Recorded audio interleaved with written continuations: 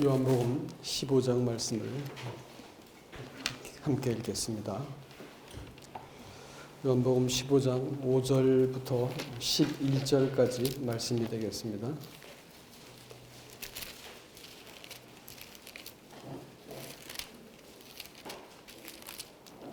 제가 먼저 읽겠습니다. 15장 5절로 11절까지. 나는 포도나무요 너희는 가지라. 그가 내 안에 내가 그 안에 거하면 사람이 열매를 많이 맺나니 나를 떠나서는 너희가 아무것도 할 수 없음이라. 사람이 가지 아니하면 가지처럼 마르나니 사람들이 그것을 모아다가 불에 던져 사르느니라. 너희가 내 안에 거하고 내 말이 너희 안에 거하면 무엇이든지 원하는 대로 구하라. 그리하면 이루리라. 너희가 열매를 맺으시면 내 아버지께서 영광을 받으실 것이요 너희는 내 제자가 되리라. 아버지께서 나를 사랑하신 것 같이 나도 너희를 사랑하였으니 나의 사랑 안에 거하라. 내가 아버지 안에 계명을 지켜 그의 안에 거하는 것 같이 너희도 내 계명을 지켜 다 같이 그 11절을 읽겠습니다. 내가 이것을 너희에게 이름은 내 기쁨이 너희 안에 있어 너희 기쁨을 충만하게 하려 함이라. 이 위대한 성경 본문을 통해서 우리가 어떻게 주님 앞에서 그 열매 맺는 삶을 살 것인지에 대해서 함께 나누기를 원합니다. 오늘 본문은 주님께서 나는 포도나무고 너희는 가지다라고 하는 이 먼저 신분을 정립시켜 주시는 것을 알 수 있습니다. 여러분 우리가 가지다라고 하는 그 말은 생각을 할수록 무한히 놀라운 말씀입니다. 가지가 나무를 지탱하는 것이 아니고 나무가 가지를 지탱하는 것이고 가지가 스스로 열매를 맺는 게 아니고 나무가 열매를 맺는 것을 가지가 통하여서 맺는 것이지요. 그러니까 이 관계를 먼저 우리에게 그 신분을 주님이 정립을 시켜줬다고 하는 것은 우리가 깊이 생각을 해봐야 됩니다. 신앙생활에 가장 중요한 근거가 여기에 있기 때문에 그렇습니다. 여러분, 사람들이 생각할 때 나를 위해서 하나님이 필요하고 복음도 필요하고 천국도 필요하고 이렇게 생각을 하는 사람들하고요. 하나님이 자기의 영광과 뜻을 위해서 나를 받아주시고 소유로 삼았다고 하는 것하고는 비슷하게 어울려 있을 때는 잘 알 수 없지만 그것은 완전히 다른 사람들이고 다른 운명을 맞을 겁니다. 신앙생활은요. 우리가 가지라고 하는 사실을 이해할 때 모든 것이 다 풀리게 돼요. 근데 사람들은 이 점에 있어가지고 혼돈스럽게 생각합니다. 자기가 독립된 존재라고 생각을 하는 거죠. 그래서 하나님이 나한테 납득할 만하게 잘해주고 이해할 만하게 나를 이렇게 도와주시면 별 문제가 있지 않습니다. 그러나 자기의 기대와 이해가 딱 깨지고 나면 그때는 이제 신앙이고 뭐고 다 뒤흔들려 버립니다. 왜 그럴까요? 이 신분에 대해서 명확한 이해가 없어서 그렇습니다. 신앙생활은 여기에서 출발점이 명확해야만 우리가 살면서 이 복잡다단한 그 삶의 과정을 극복할 수가 있습니다. 그래서 자기가 주체가 되어지고 하나님이 나를 돕는 이런 관계가 되어지면 신앙은 뒤죽박죽이 되어지고 문제를 만나면 어떻게 풀어나갈 답이 없습니다. 하나님을 이렇게 협박하고 괴롭히고 때를 쓰는 수밖에 없는 거고요. 그것도 안 되면 신앙을 버리는 거죠. 신앙생활은 내가 가지다라고 하는 것을 기억하는 데서 모든 답이 있다는 것을 우리가 꼭 기억하셔야 됩니다. 여러분 열매라고 하는 말도 그렇죠. 열매는 나무가 어떤 나무인지를 보여주는 것이지 가지가 맺고 있는 어떤 결과물은 아니에요. 나무가 어떤 나무인지를 과실을 보고 알 수 있는 거지 그 과실을 보고 가지를 평가하지는 않거든요. 이것이 주님께서 내가 그 나무고 너희가 가지다라고 하는 사실은 우리가 깊이 생각해 봐야 됩니다.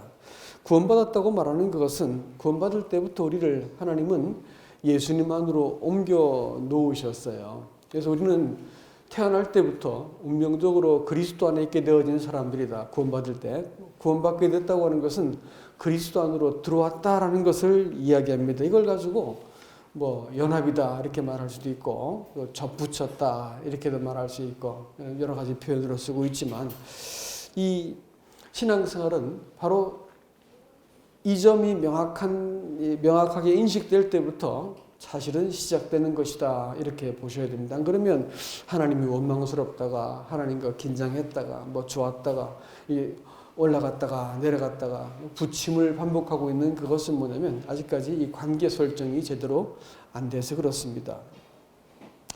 여러분 콩 심은 데 콩 나고 팥 심은 데 팥 난다는 말이 있지 않습니까? 이 소위 믿는 자가 어떤 삶의 그 결과를 나타내는지를 볼 것 같으면 네가 누구구나 이게 알 수가 있는 것이죠. 그 과실을 맺은 것을 볼 것 같으면 그 나무를 평가하는 것처럼 성도라고 하는 사람들은 결국은 그 사람이 살아가는 목적과 가치와 삶의 방식을 볼 것 같으면 과연 성도구나 이렇게 알 수 있다는 거예요. 문제가 이렇게 똑같이 세상적인 가치와 이런 것으로 똑같이 사는 사람이 주일날 교회만 나온다 할 것 같으면 그건 좀 다른 얘기죠. 신앙하고 종교하고 차이를 누가 결정하는 줄 아십니까? 저기는 저문이 결정하는 거예요. 저 교회 문 말이에요. 교회 문 안에서 이루어지는 모든 일은 종교입니다. 여기서 잘하고 막 감동받고 눈물 흘리고 다 하고 딱 돌아가면 문 나가서부터 그때부터 별개로 살 것 같으면 그건 종교 생활이고요. 문을 나가서부터 내가 만나는 모든 일 가운데 모든 관계 속에 내가 여기서 고백하고 섬긴 하나님이 적용이 되기 시작하면 이거 신앙이 되는 거예요. 저 문이 결정합니다. 그 문을 열고 나가서부터 내가 사랑하고 섬기고 내가 속한 분과 그 맺은 관계를 그 사람들과 그 일 가운데 적용시킬 때 우리는 신자다 이렇게 이제 얘기를 할 수 있는 것입니다. 주님이 왜 내 안에 거하라고 말씀하셨는가? 이런 질문을 먼저 한번 드려보아야겠습니다. 그것은 우리가 이미 주님 안에 있기 때문에 이 사실을 우리에게 다시 기억나게 만들으신 것이 첫 번째 이유고요. 두 번째는 주님이 내 안에 거하라라고 말씀하신 그것은 하나님이 구원하신 목적이 우리를 열매 맺게 하기 위해서 구원하셨기 때문에 그렇습니다. 이 말씀을 받아들이는 데 있어가지고는 입장이 좀 갈릴 수가 있을 것입니다.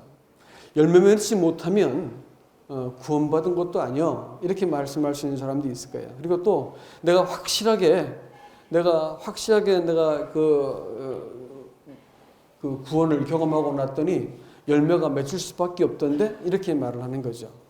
그래서 열매 맺지 않으면 구원받지 않았다 이렇게 말하는 사람들이 있습니다. 이건 성화 구원론자라 이렇게 말을 하죠. 그런데 어떤 사람들은 괜찮아 살면서 괜찮아 그럴 수 있는 거지. 열매는 맺지 못해도 구원은 받았으니까 괜찮아 라고 말하는 사람도 있습니다. 누굴까요? 구원파죠. 구원파입니다. 그런데 오늘 본문이 지금 뭐라고 말하고 있냐면 농부이신 아버지께서 열매가 잘 맺히도록 우리를 이렇게 손질을 하신다 이렇게 말씀을 하고 계셔요. 이것은 열매를 맺지 못해도 괜찮다는 말은 아니지요. 다시 말하면 하나님이 반드시 열매를 맺게 하시겠다라는 겁니다. 왜냐하면 네가 이미 그리스도 안에 있기 때문이야 라고 우리에게 말하는 것입니다.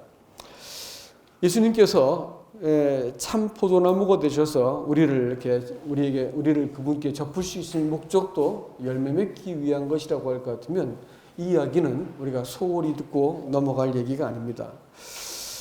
그래서 지난 시간에 말씀드릴 때 열매 맺지 못하는 가지는 제거해 버리시고 열매 맺는 가지는 더 많이 맺게 하기 위해서 깨끗하게 하신다 이렇게 말씀했는데 두 가지 다 농부가 그 열매를 잘 맺게 하기 위한 행위입니다. 그래서 그 포도농사 짓는 사람들은 두 가지를 한다 그래요. 뭐냐면 이렇게 넝쿨이 이렇게 자꾸 떨어지니까 이렇게 Y자로 된 막대기를 가지고 넝쿨을 딱 세워주고 들어올려주는 일을 합니다. 바로 들어올리다라고 하는 단어가 제거하신다라는 뜻입니다. 제하신다. 제하신다라고 하는 단어 자체가 들어올리다라는 거예요. 이렇게. 그리고 열매를 잘 맺게 하기 위해서 진리를 보여주고 하나님의 은혜를 주목하게 만들고 약속을 바라보게 만들고 격려받게 만들어가지고 열매 맺게 만드시는 일을 하시겠다는 거예요. 또 한 가지는 뭐예요? 열매를 잘 맺는 사람들한테는 더 잘 맺게 하기 위해서 사람 속에 있는 묵은 죄성을 하나하나 끄집어내셔서 다루시겠다는 거예요. 그래서 그것을 하나님께서 고치겠다는 겁니다. 그래서 말씀으로 깨끗게 하시겠다라는 말씀을 하세요. 이 모든 목적이 뭘까요? 우리로 하여금 열매 맺는 사람이 되게 하기 위한 것입니다. 열매란 것이 뭘까요? 1차적으로 내적인 성품입니다. 하나님을 우리가 예수라는 나무에 접붙임을 당했으면 열매가 뭐가 나와야 될까요? 예수가 나오는 거지요. 그렇죠? 포도나무에 접붙였으면 포도가 나오는 것이듯이 예수라는 나무에 접붙였으면 예수가 나오는 거예요. 이 내적인 성품이 모질고 거짓되고 교만하고 뭐 좌충우돌하고 이렇게 되지 않는다는 거예요. 뭐 세상에서 처음 들어올 때 어쩔 수 없지만 시간이 지나면 지날수록 그리스도인들은 예수님 때문에 우리의 성품이 이렇게 다듬어지고 교정되어 가는 것이 반드시 있다라는 것을 얘기하고 있겠지요. 그리고 또 하나는 그 열매라고 말하는 것은 나타나는 일입니다. 그가 하는 선택과 결정과 일을 보니까 과연 저 사람 그 그리스도인이구나라는 것을 사람들이 안다는 것입니다. 예수님은 우리를 자기 안에 우리를 담아 놓으셨습니다. 근데 왜 우리가 담아 놓았으면 됐지 거하라라고 말씀하실까라는 거예요. 왜 우리를 내 안에 거하라라고 말씀하시는가라는 거예요.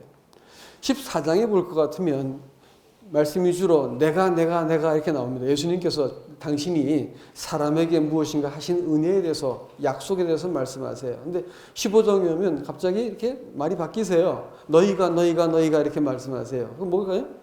우리가 이 구원의 사역을 이뤄감에 있어가지고 하나님 편에서 하신 일이 있고 사람이 거기에 대해서 어떤 반응을 보여야 되는지를 말씀하고 있는 거예요. 그래서 15장은 너희가 하면서 사람의 책임에 대해서 사람이 해야 될 도리에 대해서 우리에게 명료하게 말씀해주고 있다고 하는 것입니다. 그래서 거한다고 하는 말은 하나님의 이 그 약속과 또 행하신 일을 근거로 우리가 어떤 반응을 보여야 되는가라는 것을 우리에게 말씀해 주고 있는데요. 여러분, 제가 42년째 거듭난 지가 됐는데 42년이 넘었는데 이때 이제 보면서 딱 한 가지 알게 되는 것이 참 악한 사람이다 내가. 근데 하나님의 은혜가 참 내가 상상을 할 수 없을 만큼 크시구나라는 것이었어요. 여러분 신앙생활을 하면서 원래 걸음돌면서 건진 사람들이기 때문에 별별 추악하고 못난 꼴은 다 보이게 돼 있어요. 사람이 그래요, 여러분. 그런데 말이죠. 그런 사람을 알고 구원하셨기 때문에 하나님의 은혜가 그보다 클까요, 작을까요? 크지요. 크고 남지요. 그래서 하나님께서는 우리가 일생을 살아가면서 하나님의 은혜를 구하는 동안은 절대로 안 버리세요. 아세요? 은혜를 의지하고 붙들고 있는 동안은 절대로 우리를 포기하지 않으세요. 성도가 은혜도 의지하지 못할 만큼 마음이 끼어진다고 할 것 같으면 그건 모질어진 것이지 약한 것이 아니거든요. 약하면 은혜를 구하죠. 그렇죠? 그러니까 성도는 은혜를 구하는 그것은 하나님께서 절대로 인색하지 않으세요. 시편을 보세요. 시편을 보시면 참 그 말씀이 그러합니다. 여러분 이제 말씀을 읽으면서 말씀을 경험한다라는 혹시 그런 의미를 아시겠습니까? 시편을 읽을 때 어쩌면 이렇게 내 상태와 내 심령과 이것을 이렇게 잘 알고 계신가 싶을 때 내가 지금 이렇게 힘들어도 말씀을 경험하고 있는 중이구나라는 것을 알게 되어지고 하나님 말씀이 나 같은 인생 가운데 성취되시기 위해서 이런 과정을 지나구나 생각하니까 그냥 그 답답하고 힘든 과정이 마음속에 큰 기쁨으로 바뀌는 것을 경험하게 됩니다. 여러분, 우리가 이 땅에서의 은혜는 하나님께서 무한정 주세요. 그런데 은혜를 무한정 주시는데 은혜가 목적이 있다는 거 혹시 아세요? 은혜는 절대 은혜로 끝나지 않습니다. 뭐냐면 은혜는 우리를 하나님의 공의 가운데 세우시기 위해서만 주시는 거예요. 그래서 구원은 은혜로 받지만 심판은 은혜로 받을까요? 공의로 받을까요? 이 질문 제가 토요일에도 했는데 심판을 은혜로 받을까요? 공의로 받을까요? 공의로 받습니다. 심판을 은혜로 받는다고 말하는 것은 여러분 영혼을 누락질하는 거짓말쟁이들입니다. 믿지 마세요. 심판은 반드시 공의로 받아요. 그래서 로마서 2장에서 우리는 선민이니까 봐주겠지라고 말하는 이 유대인들에 대해서 아주 냉혹할 만큼 바울은 그 반박을 합니다. 심판은 은밀한 것까지 다 뒤집어내가지고 하나님의 공의로운 그 심판 앞에 세울 것이다 이렇게 말해요. 심판은 공의로 받아요. 그런데 이 땅을 살면서 하나님께서 구원을 은혜로 하시고 나서 이 구원을 하나님께서 증명해 가시기 위해서 우리가 그렇게 구질구질한 모습이 있어도 절대로 은혜를 취소하지 않고 계속해서 은혜를 더하시고 또 더하셔가지고 우리로 마침내 누구를 향해 서게 만드신다고요? 하나님의 공의 앞에 설 수 있게 우리를 고치신다는 거예요. 우리 인생을 그렇게 내버려 둔 것이 은혜가 아니고 그 자리에서 우리를 하나님 앞에 세우신다는 거예요. 그 은혜가 갖고 있는 가장 강력한 이 성향입니다. 그러니까 성도는 하나님의 은혜를 알 뿐더러 하나님의 공의를 배운 사람들입니다. 의를 배운 사람들이에요. 그래서 하나님의 의를 배웠기 때문에 하나님을 경외하고 존중히 여기는 마음을 갖게 되어진 사람을 성도라 부르는 거예요. 심지어는 죽어가던 그 강도조차도 나중에는 뭐라고 얘기하냐면 주 예수여 당신의 나라에 임하실 때 나를 기억해 주십시오 라고 말하는 것은 극도의 존칭을 쓴 거예요. 그분이 왕이시라는 걸 알기 때문에 감히 나를 구원해 주십시오라는 말조차 하지 못하고 하나님의 은혜 앞에서 나를 기억해 주시겠습니까? 라고 말을 하는 이 겸손한 요청을 하는 것입니다. 알아보게 돼 있어요. 하나님의 은혜를 알게 되어지면 하나님이 어떤 분인지 알게 되어지고 그 공의를 알아보게 되어 있다고요. 성도는 하나님의 공의를 알게 될 때 함부로 행동하거나 함부로 말하거나 함부로 이렇게 처신을 하지 않게 되지요. 하나님의 뜻을 묻고 그분의 결정을 통해서 내가 이렇게 이 행보를 옮기는 것을 하게 되는 것입니다. 여러분, 예수님께서 육신을 입고 이 땅에 오셔가지고 이 구속을 이루셨어요. 이제는 성령께서 누구의 몸을 입으실까요? 우리의 몸을 입으셨어요. 그래가지고 이 땅을 성령께서 아들의 생명을 살아내시기 위해서 그리스도의 영이 되셔가지고 이 땅에 오신 거예요. 그리고 이렇게 모여있는 것을 자기의 몸이라고 부르십니다. 이 몸을 통해서 하나님의 아들의 생명을 그 품격과 그 거룩과 그 공의로움과 그 은혜를 증명하고 싶어 하시는 것입니다. 그렇기 때문에 구원받았기 때문에 됐다라고 괜찮다라고 말하는 것은 100% 거짓말입니다. 그건 믿지 않으시길 바랍니다. 사람이 내 안에 거하지 않으면 가지처럼 말라서 밖에 버려져서 말라버린다 이렇게 얘기합니다. 그래서 그 사람들을 모아다가 불에 던져 사른다 이렇게 얘기합니다. 여러분, 제거한다는 말씀과 깨끗하게 하신다는 말씀이 농경행위라고 하는 것은 동의하지만 이 말씀을 읽을 때 우리는 좀 긴장이 되죠. 이 말씀은 분명히 하나님에 대해서 관심이 없고 죄사함 받은 것만 가지고 이렇게 내가 내 마음대로 살고 있다고 할 것 같으면 이게 처음 출발점이 아직 시작이 안 된 사람일 수 있다는 것을 우리에게 지금 경고하고 있는 것입니다. 여러분, 우리가 구원받고 마음대로 살라고 우리를 구원하신 것이 아니잖아요. 왜냐하면 사람들이 마음대로 살고 자기의 그 욕망과 자기 실현, 자기 사랑을 위해서 하나님을 버렸을 때 죄가 시작되었기 때문에 하나님이 내 마음대로 살려고 구원한 게 아니라 하나님의 뜻대로 살게 하기 위해서 우리를 구원하셨어요. 이것을 시편 1편은 그림같이 보여주는데 그 물가에 심겨진 나무입니다. 주야로 말씀을 묵상하고 하나님의 뜻이 무엇인지를 분별하는 사람입니다. 그 사람들은 시절을 따라서 과실을 맺는다라고 말했습니다. 이런 사람을 뭐라 그러냐면 복 있는 사람은 이렇게 말합니다. 영어 성경은 뜻이 또 분명해요. 복 받은 사람은, 복 안에 있는 사람은 이거든요. 근데 복 안에 있는 사람이 자기 마음대로 자기 인생을 살겠다 이렇게 말을 하면 뭘까요? 아직까지 복 안에 들어온 적이 없다는 뜻이 된 겁니다. 복 안에 들어온 사람들은 아버지 말씀이 어떤지를 내가 잘 생각해서 그분 말씀을 따라서 인생을 적용하고 운영하고 살아가는 거예요. 근데 이 점에 있어가지고 그 열매에 대해서 아버지의 그 성품과 아버지의 그 일에 대해서 관심이 없다고 할 것 같으면 아직까지 그 출발을 하지 않은 것이기 때문에 이 점을 잘 고려해 보셔야 될 것이다 생각이 듭니다. 반드시 우리가 아버지께서 우리를 구원하실 때 그 아들 안에 우리를 집어넣었기 때문에 우리는 운명적으로 예수에게 덧붙여진 자들이고 운명적으로 우리는 아들을 생산할 수밖에 없는 사람들인데 이것이 안 된다고 할 것 같으면 출발점을 다시 한번 잘 생각을 해보셔야 되겠다라는 것입니다. 그러면 어떻게 거하라고 하셨는데 어떻게 거할 것인가? 거한다는 것이 도대체 무언가라는 것을 조금 더 말씀을 드리겠습니다. 거한다고 하는 단어가 1절부터 12절까지 11번이 나와요. 있다, 거한다 같은 단어입니다. 같은 단어인데 이 매노라고 하는 단어가 11번이나 반복되어서 나오니까 얼마나 중요한 말이겠습니까? 그렇죠? 근데 이 거하다고 하는 말은 영주권을 가지고 아예 거주지를 정착하다라는 뜻이거든요. 그것은 우리가 받은 구원, 그 영생이라고 하는 것은 암묵적으로 영원히 하나님이 내 안에 거주하시고 내가 하나님 안에 거주한다는 것을 전제로 받은 거예요. 구원이라고 하는 것은 지옥 가지 않게 만들어줬다든지 뭐 천당을 약속을 하는 보증수표를 받았다든지 그런 문제가 아니고 하나님이 내 안에 내가 하나님 안에 거하게 되어진 관계가 성립되었다는 것을 의미한다는 겁니다.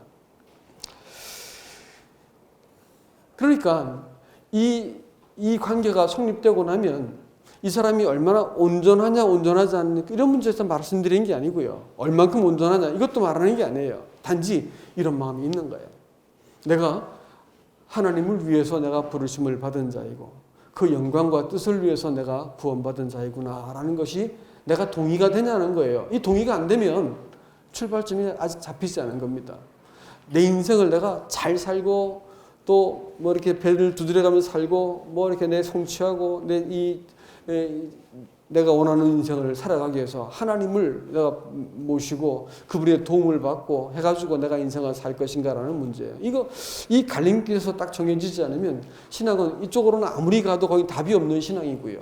어느 날 이게 내가 주님을 위해서 내가 이 부르심을 받은 거고 내 주님 것으로 구매를 당한 거고 내 인생은 내가 격정해서 내가 쌓고 내가 성취하고 내가 영광받고 내가 경영해서 만들어내는 것이 아니고 하나님이 들어오셔서 내 인생 가운데 나를 주관하시고 소유하시고 함께 그 영광 안에 나를 포함시키기 위해서 부르셨는가라는 것에 내가 동의가 되어야 되는 거예요. 이 동의가 안 되면 출발점이 아직 안 생긴 겁니다. 그렇기 때문에 예수 안에 있으면 뭐 얼마가 되었든지 바로 이 생명이 나타날 수밖에 없다는 것을 우리가 꼭 기억하셔야 된다고 하는 것입니다. 사실 결혼 생활하고 또 이렇게 연애를 할 때도 그렇지요. 나를 위해서 상대방이 나를 얼마나 좋아하는지를 자꾸 헤아리고 있으면 꼭 그 싸움하더라고요. 결혼 생활에 궁극적인 지향점이 뭔지 아세요? 이것만 되면 제가 오늘 비결 하나 가르쳐 드릴게요. 그것만 되면 아무 문제 없습니다. 상대가 목적이 되면 돼요. 연애하는 사람이 남자가 됐든 여자가 됐든 당신을 위해서 나는 모든 것을 내어드릴 수 있습니다 라고 표현이 되어지고 상대를 위해서 내가 존재한다는 것이 명확해지고 나면 결혼 생활은 뭐 쇳덩어들이 만났으니까 부딪히긴 하겠죠. 그러나 궁극적으로 마음속에서 내가 너를 위해서 내가 있다라고 하는 것이 분명하게 상대한테 신뢰가 되어지면 이쪽에서 그래? 한번 이용해 볼게. 이럴 수가 없는 거예요.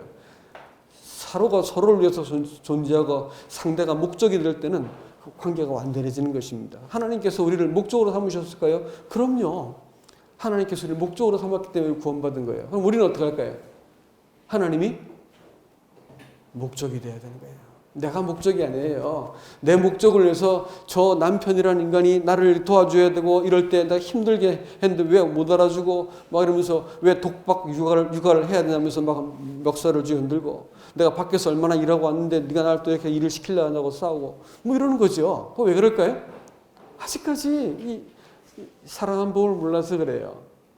가정에서 영성이 연습되는 건데 상대를 위해서 내가 희생적으로 나를 내어주고 내 당신을 위해서 내 존재합니다. 당신의 기쁨이 내 기쁨입니다. 이렇게 될 때 부부관계는 더 이상 손볼 것이 없는 완전한 관계가 되는 거예요. 하나님과 관계도 마찬가지입니다. 예수님이 목적이 되면 열매를 맺습니다. 그것도 많이 맺는다고 그랬어요. 예수님이 목적이 되는 것이 신앙생활이에요. 여러분 아세요? 너희가 열매를 많이 맺으면 내 아버지께서 영광을 받으실 것이요 너희는 내 제자가 되리라 이렇게 했습니다. 아니 열매를 내가 맺으면 영광을 누가 받아야 돼요? 그 실적이라면 누가 받아야 돼요? 내가 받아야 되는 거 아닌가요? 그렇죠? 여기 성경 그렇게 말하고 있잖아요.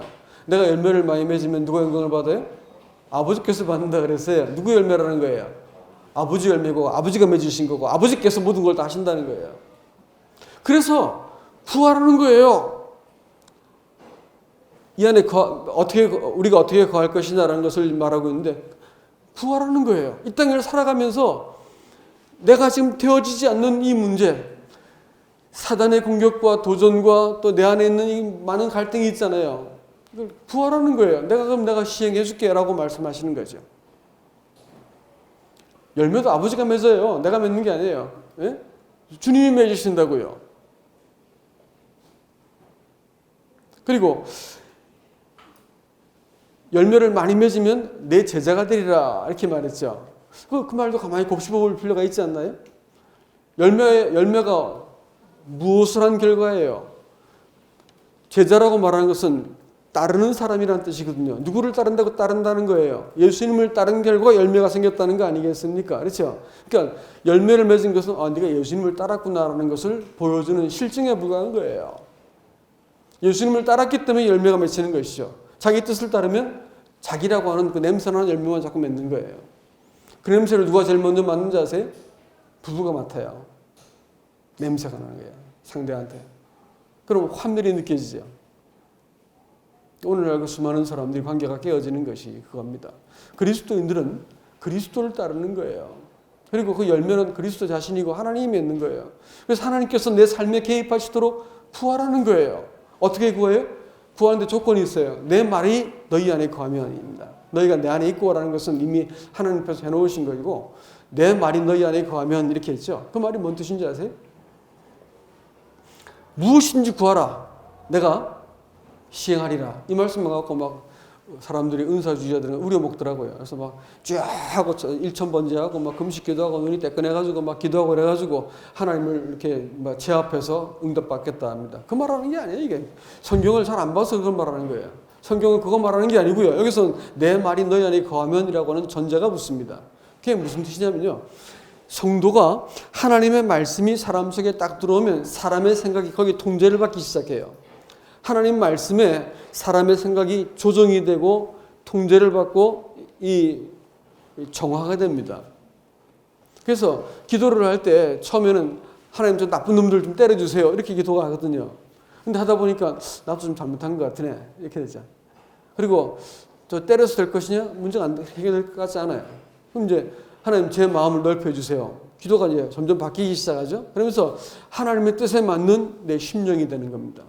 또 바라는 바도 그래요. 내가 원하는 그 욕심과 탐욕과 이기심대로 막 구하지 않습니까? 그러다가 나중에 알고 보니까 그렇게 해서는 답이 없다는 것을 점점 알게 되어집니다. 소망을 누구에게 주냐면 하나님께 두는 거예요. 하나님의 능력과 그 손길과 하나님의 행하심에 둘 때 사람이 기도가 제자리로 딱 돌아가야 됩니다. 기도의 언어가 내 속에서 아, 이게 주님께서 주신 것이구나라는 기도가 딱 내 속에 나와요. 그러면 응답이 되지 않아도 미리 압니다. 아, 이 문제가 풀어지겠구나라는 것을 알게 되어지죠.